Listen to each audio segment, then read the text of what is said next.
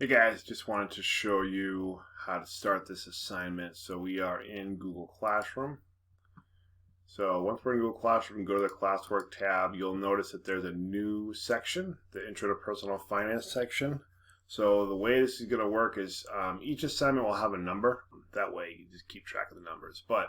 So for this assignment, this is what you're going to do. The instructions right here, you might follow all these steps. So watch the video. So this video I'm recording right now will actually be right over here, and then this assignment will be you can open it up and do it. So this is what we're going to do. We're going to go to the Ramsey Classroom.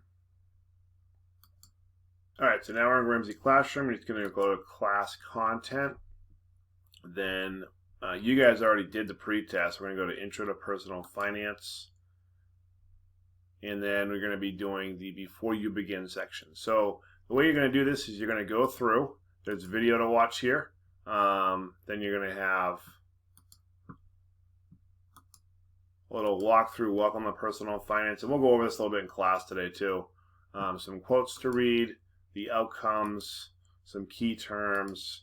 There's a little measure your progress, which is a quiz.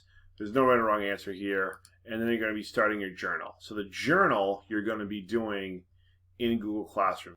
So once you're done with the Ramsey Classroom assignment, you're then going to go back to Google Classroom, find the Intro to Personal Finance assignment number 1, and then click on the journal. So the journal questions will always be in Google Classroom, and they'll always be in a Google Doc.